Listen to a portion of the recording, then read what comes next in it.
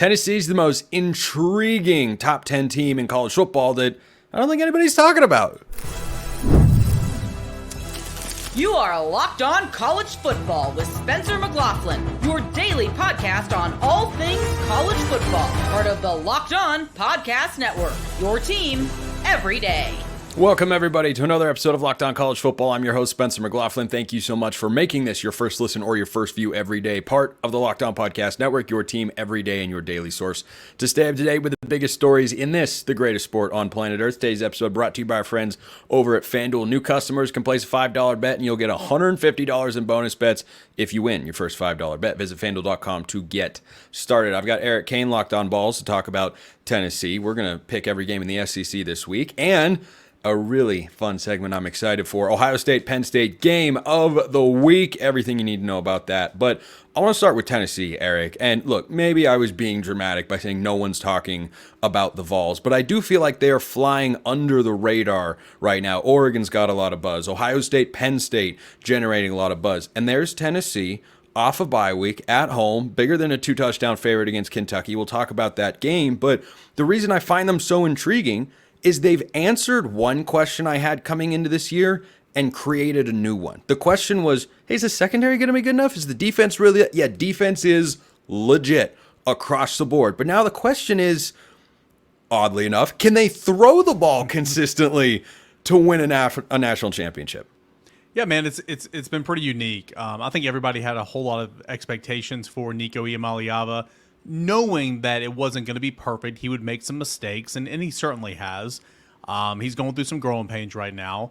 The offense is just, I didn't think we'd imagine it would be an offense that was shut out for 3 straight games in the first half. An offense that you're scoring 24 and 23 points and finding ways to win. But at the end of the day, I maintain the belief that should this offense be as where it is right now? No, it should be better. Is it close? It's very close. The run game with Dylan Sampson's phenomenal. He's a touchdown machine. They have rode him so much with this offense being struggled, and he's done a great job. But these deep passes, 20 yards down the field, Nico's missed a lot of them. Receivers haven't helped them out sometimes, but man, they are a fraction of blowing a game wide open, if you will. And the last 2 games specifically, Tennessee's moved the ball in his first possession from one end of the field to the next, and then fumbled in the red zone. I mean, don't fumble. Who knows what the game could have been like if you don't fumble in that first possession? Again, these are all if, ands, and buts, and at the end of the day, they did that. So they got to find a way to move past that. But I think the offense is close, and this defense, man, it's been phenomenal. Knew the defensive line was going to be good. Knew the linebackers were going to be good. And I think they're going to be okay even without Keenan Peely, though I do think it's a big loss. The secondary, led by 2 cornerbacks, Jermon McCoy and Ricky Gibson, have been really good. So this defense has been fun to watch. And this defense is the only reason right now that Tennessee is in the college football playoff conversation. And hopefully the offense will give some reasons to kind of back that here in the last 5 games of the year. McCoy in particular has been a guy that I look at and say, boy, he looks like a bona fide number 1 corner. He's making a lot of impact plays, had the interception in the end zone, of course, against Alabama in a game that Tennessee won by, what was it? Oh, yeah, that's right, 7 points. And last time I talked about the Vols on this show, Eric, I want your thoughts on this. I compared them to the Kansas City Chiefs because when Mahomes and Andy Reid burst onto the scene, it was, oh my gosh, look, there's Tyreek Hill, there's Travis Kelce, here's Clyde Edwards-Helaire, and a bunch of other wide receivers, and all these guys are throwing it all over the field. But now when you watch the Chiefs play, they're still winning football games. But it's Mahomes, can you make one play in the fourth quarter, and this defense led by Steve Spagnuolo is really, really good. That's the way I look at Tennessee. I think it's been a complete identity shift, but they're still playing at a top 10 level in college football. And if their offense is just okay or just solid, they can win a national championship with that defense. I think that's a good comparison. I think that's a really good comparison, especially with Mahomes and Andy Reid and the explosive plays and the splash plays. I mean, that's what Tennessee's identity was from 21 through all of 2022 and parts of last year. And a little bit this year at the beginning of the season, even against NC State, it was these splash plays, these explosive plays. That's not been there here in the conference play. Tennessee's always run the football well under Josh Heupel. That has never not been the case. Tennessee's always been a good running team, but Tennessee certainly is missing those explosive plays offensively. Got a couple last week. I mean, for as bad as Nico in the passing game was in the first half against Alabama, he made some NFL throws in the second half to, along with the defense, go and win that football game. That go-ahead touchdown, big-time throw. Big-time throw to Brazel was schemed up perfectly. They put Brazel, the outside receiver, in the slot, and that slot fade was gorgeous throw. The play that set up the first touchdown in the third quarter, a sprint out, Dante Thornton, 55 yards on the dot, just a gorgeous throw. So, yeah, I think that's a good comparison. And this defense, as long as you continue to come to work and stop the run and create some turnovers when needed, they're finding ways to win, and it's been fun to watch. They're favored by more than 2 touchdowns this week against Kentucky, and this wouldn't be the first time that Kentucky, as a more than 2 touchdown underdog, has won a game outright. Somehow, Kentucky, who's just looked like they're ready for basketball season there in Lexington, like that's what they look like right now.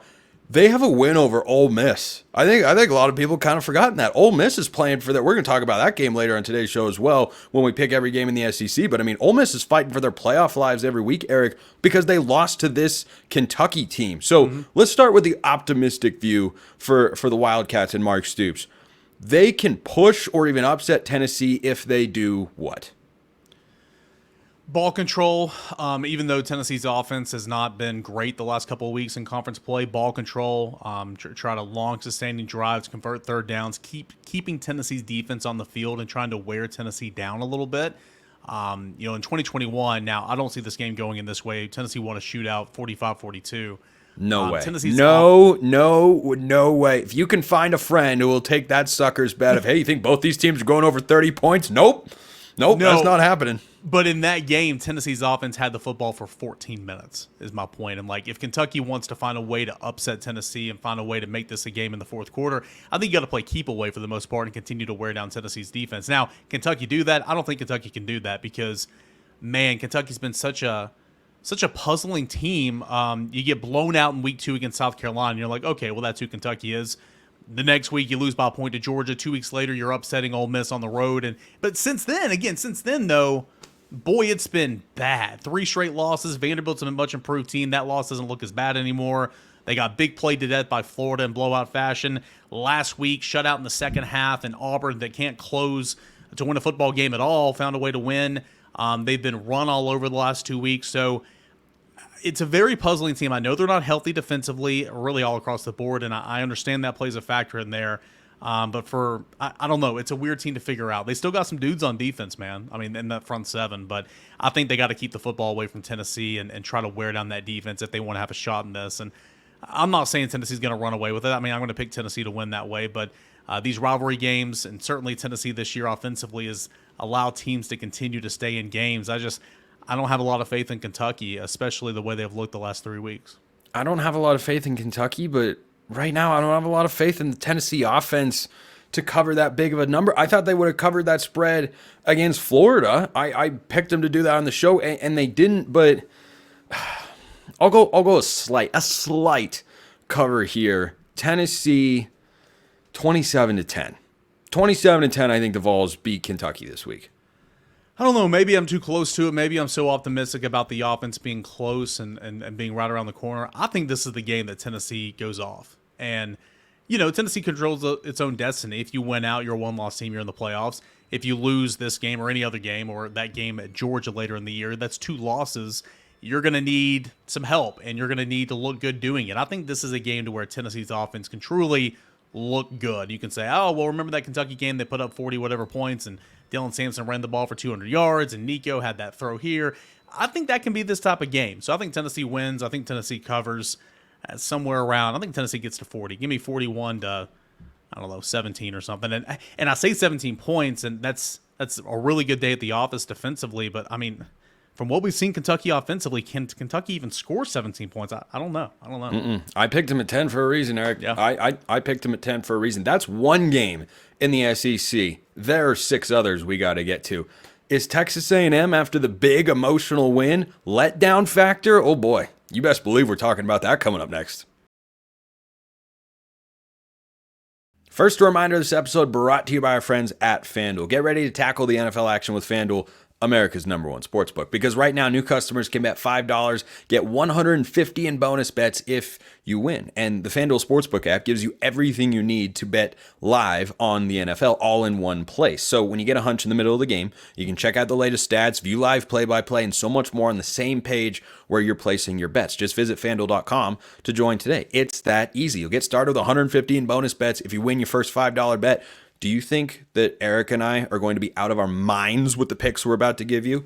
Well, you can go fade us at FanDuel.com. Do you think that we are the sharpest gentlemen you have ever seen talking about this, the greatest sport on planet Earth? You can go ride the picks at FanDuel.com. Whatever you want, check them out at FanDuel.com. Never waste a hunch. Make every moment more with FanDuel, an official sportsbook partner of the NFL. Number 10, unbeaten in the SEC, Texas A&M, on the road in Columbia. It's not the easiest place to play. Eric, what's your upset alert meter before we do our score predictions here for Texas A&M on the road? Connor Wigman might be back starting. I don't love that for A&M, but they must see something on that coaching staff that gives them the belief. It's weird, man. So how are we evaluating this meter? Like anything over 5, like it's very likely to happen at upset? Because I think you got to have something over a 7. You can do half numbers, no Dave Portnoy, 7 2s or 7 3s, but you can do half point decimals here. Anything over a 7, I think, is serious upset alert. Give me a 6.5. I still think A&M wins this game, but like coming from experience, Tennessee in 2022, I remember doing the crossover and. Me and the host both said, I mean, the spread was, I think, 24, Tennessee covering, but it's a night game. It's in Columbia. South Carolina is really good at the line of scrimmage, especially on defense. They can get after the passer. If they play well at the line of scrimmage, if they get after whoever's the quarterback for A&M, behind that crowd, I think truly you can have a game that comes down to the wire. I still think A&M's going to win it. I'm like you, man. Marcel Reed, I mean, I think he needs to play some, but I'm not saying he should be the starting quarterback because he's not a very dynamic passer. How do you get both those guys to buy into a dual threat system? I don't know. But I think they need Marcel Reed because I think Wegman is not particularly really, really good like people thought they were. I'd play them both. I got A&M winning, but I think it's close. Am I crazy for wanting to lean towards the upset because it's a night game versus a day game, even though LSU went in there and struggled in a day game and then Texas A&M found something yesterday?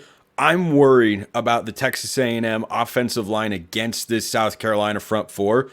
Behind Tennessee might be the best in the SEC. I don't think that's overstating things. I do like Mike Elko a lot, and I think this is a tough spot.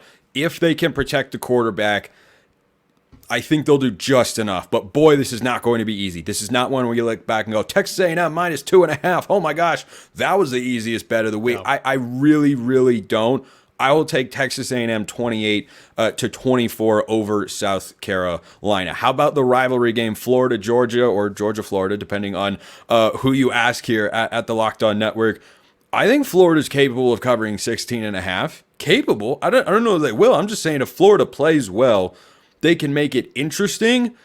I've been higher on Georgia, I think, than most people, frankly, this year. Everyone liked Texas to win that game. I thought Georgia would. A lot of people said Georgia's not that good after they lost to Alabama. I was kind of going, no, I think Georgia will be okay. Turns out, yeah, Georgia is okay. I think the second half is when Kirby Smart and his team really enforced their will against Florida here.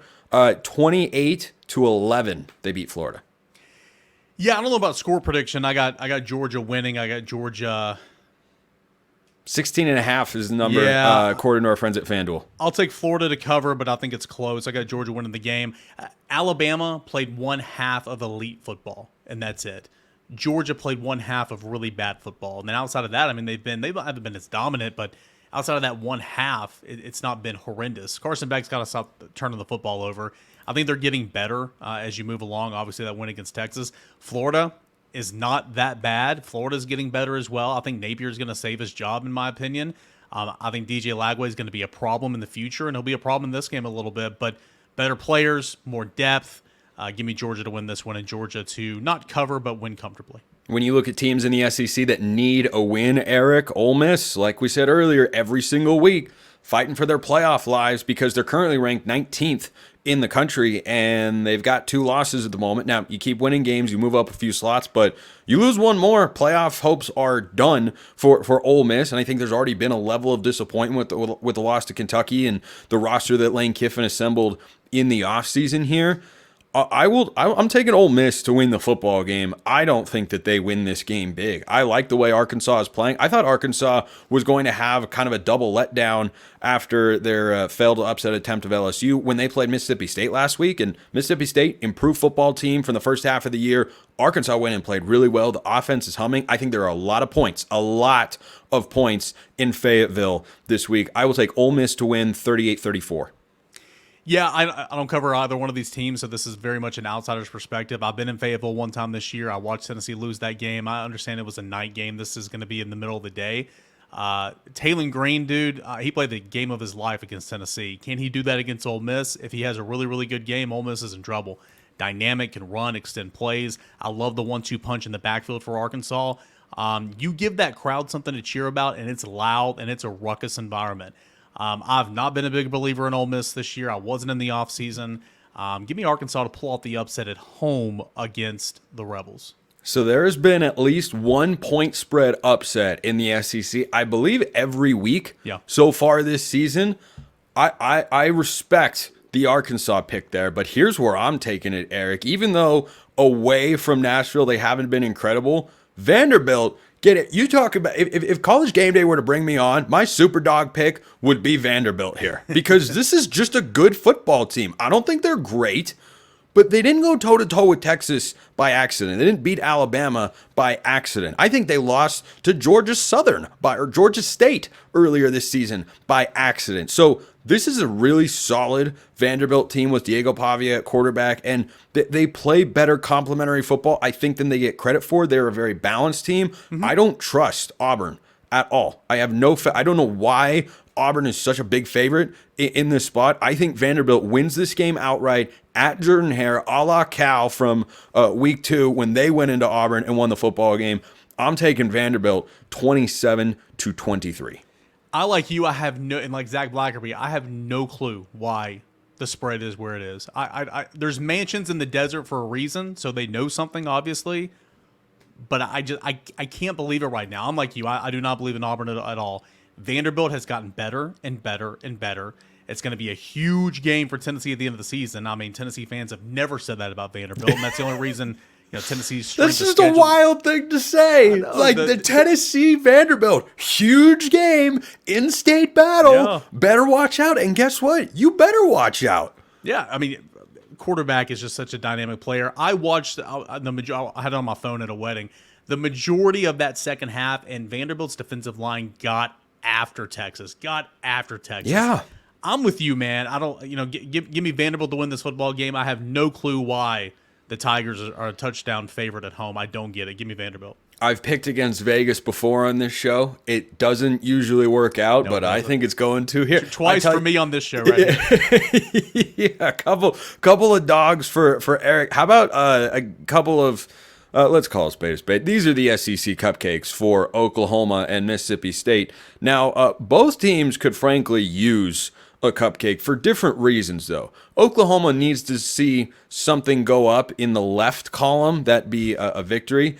And Mississippi State, I don't think needs it so much as they would like to feel rewarded for the good football they've been playing. Like we mentioned earlier, the Bulldogs with Jeff Levy, they are a much improved football team from the early part of this season. I don't think if you put them right now on the same field as Toledo, they would get blasted on their home field, which is a real thing that happened for those of you that weren't aware. They've got UMass at home. Oklahoma's got Maine. Neither one of these teams is winning. You're not going to learn a lot from these games, but they're still happening, so we're going to pick them.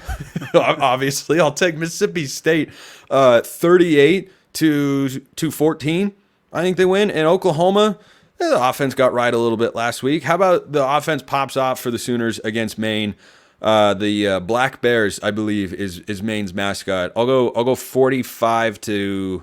45-3. They beat Maine. Yeah, give me Mississippi State to win and cover the 18-point favorites. Oklahoma, I don't see a line, but Oklahoma's going to win big. Got to play sustained. Jackson Arnold looked good in the first half, man. They looked good in that first half. got to sustain through the second half, but I think they will in a game like this. So Oklahoma to win big, and Mississippi State, man, they score points. They can't stop anything. So that game next week at Neyland Stadium, Tennessee should win handily, but that offense can score. Yeah, 2 cupcakes, get a little bit of momentum for both of those teams, and certainly kind of reward Oklahoma's offense, at least for – don't reward. You got to play 4 quarters, but it was good to see the Sooners in the first half last week. You just wish it would have kind of held up. Some are calling this Mississippi State game a tune-up for Tennessee next week. That's what people have said, Eric. I'm just reporting what I have most definitely 100% heard. Eric Cain, Locked On Vols. Check him out on YouTube, wherever you get podcasts. Thanks, Eric. Hey, thanks, man. We're taking an in-depth look at the game of the week in college football coming up next. Ohio State, Penn State. I don't have just one guest. I've got 2 guests on the way. That's double the fun, I hope. That's coming up next. First, this episode brought to you by 5 Hour Energy. Our friends over at 5 Hour Energy know that being a passionate football fan isn't just a hobby, it's a way of life. It takes a lot of energy to power through all-day tailgates, touchdown celebrations, or agonizing late-second thrillers, overtime games. You got to have something to keep you going. 5 Hour Energy is just that. So whether you needed the juice to celebrate a huge play from the game or just keep yourself going because we have weird kickoff times now in college football. Oh, man, I got to stay up late at night and watch my team play. Well, 5 Hour Energy is going to be able to help you do that. 5 Hour Energy knows that no matter what team you root for, being a fan requires heart, soul, and a whole lot of energy. Whether you're prepping for the big tailgate or ironing your jersey, your game day to-do list is always a mile long. That's why the limited edition Stand the Fan 5 Hour Energy Shot is here to help keep you fueled throughout the season. So, what's your fan fuel this week? Whatever it is, do it with a 5 Hour Energy. Available on 5hourenergy.com, shipped nationwide. Game of the week in the Big Ten. Game of the week in college football. And I don't know if either of these guys feel good about their teams. They are Jay Stevens of Locked On Buckeyes and Zach Seyko of Locked On Nittany Lions. Frequent guests here on the show. Zach, I want to start with you. I'm picking Penn State to lose for a 3rd straight week because, you know what, I'm too far down the rabbit hole at this point. But I didn't think they'd win this game coming into the year. I think Penn State has been good. I think Ohio State has mostly, though not entirely, been good. I seem to trust Ohio State more. Maybe it's the rivalry factor that James Franklin is 1-9 against Ohio State in his tenure. Is that the only reason that I should be confident picking the Buckeyes? Spencer, let me hold your feet to the fire. I think you were going to pick the Buckeyes regardless because you picked Penn State to lose to West Virginia. You picked Penn State to lose against... I will correct you there. I picked them to beat West Virginia. I thought they would win and cover. I'm thinking Drake at Locked On Big 12. Yes, there we are. You had.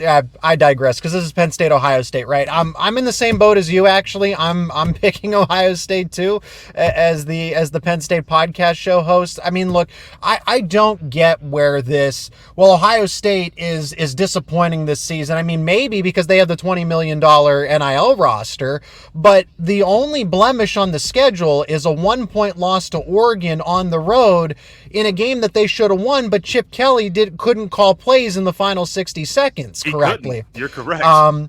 And then they don't get up for a Nebraska team a week later after they lose that highly emotionally charged game. So I'm just not buying it. When I look at this game in terms of positional matchups, I think about how Penn State has not faced a wide receiver core like Ohio State's.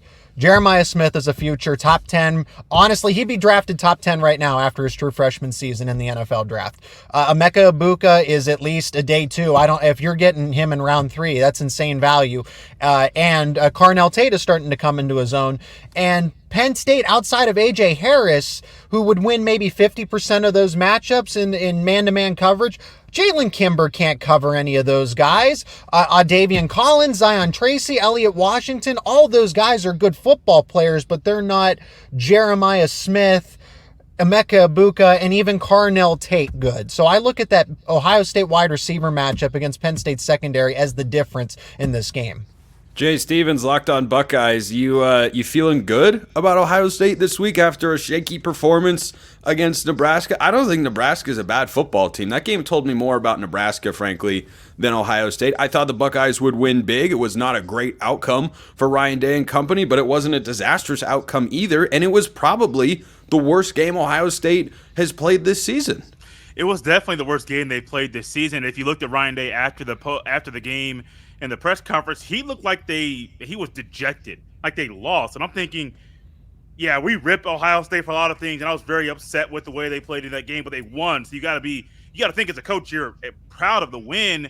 But he was like, we couldn't run the ball. And then people were asking about the backup left tackle that was having issues blocking and missed some assignments in that game. I am not confident in Ohio State this weekend. I do believe, like Zach said about the receivers on the outside, I don't know if there's a team in the country that can stop or even slow down Emeka Egbuka, Jeremiah Smith, even Carnell Tate if he gets into the mix. They don't really use a tight end much in the passing game, but I think this is a game where they need to. But my issue is schematically, it's the coaching. It's also the players. Like, you're not getting up for a Nebraska team. I get Nebraska is Nebraska. To me, that they're not really that good. They're like average, maybe maybe slightly above average. But Ohio State made Nebraska look like they could beat Ohio. They could have won that game last weekend. I got Penn State winning this game, man. I have been thinking about that for a while.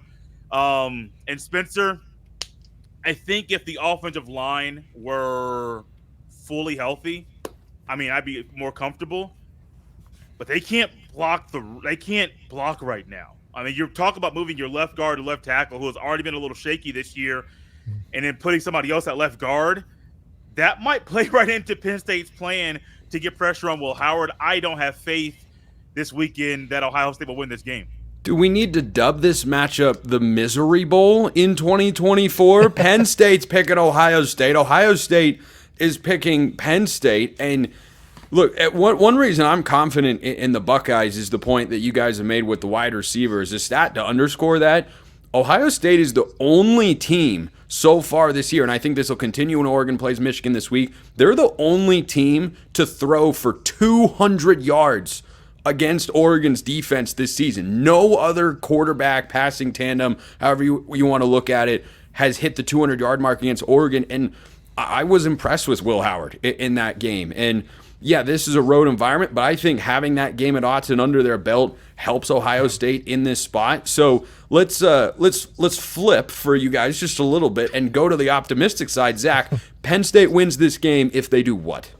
Yeah, it's not impossible. I don't want to frame it that way because I have this game 27-24 Ohio State over Penn State. So if the ball bounces a different way, you get an additional turnover. Like, that's the difference in this game. The +1 turnover, but neither of these teams are notorious for being carefree with the football. If Penn State wants to win, Andy Kotelnicki and Tom Allen have to put the game plans of their lives together. These are why these coordinators were brought in, specifically Andy Kotelnicki. Like, Penn State got a head start on this season by firing Mike Yurcich after the Michigan game back in 2023. So Andy Kotelnicki was brought in for this reason because they were a competent offense away from making last year's college football playoff. It is not crazy to say that they had a national championship caliber defense with Manny Diaz a year ago, but they had an offense that was so inept, so vanilla, that they looked like classic 10-2 James Franklin, where they had the elite components. They have it this year, but Ohio State even upped the ante. The difference, so Penn State, Andy Kotelnicki running Drew Aller and Bo Prabula, running that 2-quarterback system that worked at Kansas, it's there on tape, but not intensively, selectively. So Ohio State's they have to prepare for both of them if you're Jim Knowles as the defensive coordinator, and then Tom Allen's got to lay out a game plan that hasn't been put on tape, period. I expect a lot of zone coverage because I don't know how you cover those receivers in man-to-man. Speaking of, Jay mentioned the tight end room isn't used much for the Buckeyes offense. That's not the case for Penn State here, Zach. I wouldn't be surprised if they run 3 tight ends. I mean, they have 3 capable tight ends with Tyler Warren. I think Tyler Warren might need a hero game type of situation if Penn State is to get that win. But Ohio State is aware that he had 17 catches and 224 yards in one game, not over the span of a few weeks, one game against USC. So if they don't bracket him, then I question Jim Knowles as a defensive end. But that's what I mean with Andy Kotelnicki. He could run 4 tight ends if he really wanted to. And he said that. We we will do whatever it takes to win. And I really want to see that on Saturday if you are Penn State. Like, go all in. You were 1-9 in those last 10 games. You absolutely, because if you don't beat Ohio State now, when do you do it? Because I've never seen this Nittany Lion team closer to Ohio State, and I'm still picking the Buckeyes. Jay, any reason for confidence for the Buckeyes? I mean, what's one thing you think they have to do to win this football game? There's confidence. Ohio State's getting Lathan Ransom back. It seems like he is trending in the right direction to get back on the field. Missed a game after the bye week a week ago, and that's going to be great for Ohio State as they try to figure out how to slow down Penn State's offense and they're trying to control things. The one thing the Buckeyes got to do to win this game is win the battle in the trenches. Here's the issue. Their offensive line is not getting the job done. So even if they get the job done on the defensive line, which I think defensively the Buckeyes will be fine, my issue is the offensive line. If the Buckeyes can't run like they couldn't do last weekend, they couldn't do in the second half against Oregon, and if they do a bad job of really keeping Will Howard upright and keeping the pocket clean, this game's going to be trending like I think it is. It's going to be Penn State winning the game. I don't have faith, though, that Ohio State's going to be able to pass block consistently, and that's going to impact their ability to run the ball. It also goes into this. I don't know if Ryan Day or Chip Kelly will be able to get the schematics right, get the right scheme out there when the run game. Are they going to do more zone? Will it be more gap scheme? What will they do? Will they try to run Will Howard 10 to 15 times or more quarterback-designed runs? Which I think this is a game where you need to do that. I just don't know if they're going to. So it's not a lack of talent. I think Ohio State has more talent than Penn State. My issue is injuries on the offensive line and the coaches' inability to really adjust when they need to. All right, so they both like their teams to lose this week. I'm going with Jay's team here. I like Ohio State. Watch this. No field goal kickers required. 28-21. I think Ohio State picks up a road win and settles down the chaos, at least for the moment, in the Big Ten championship game picture. Zach Seyko, Locked On Nittany Lions. Jay Stevens, Locked On Buckeyes. Appreciate it, guys. I appreciate everyone listening. I'll see you next time. And until then, hope you have a wonderful rest of your day.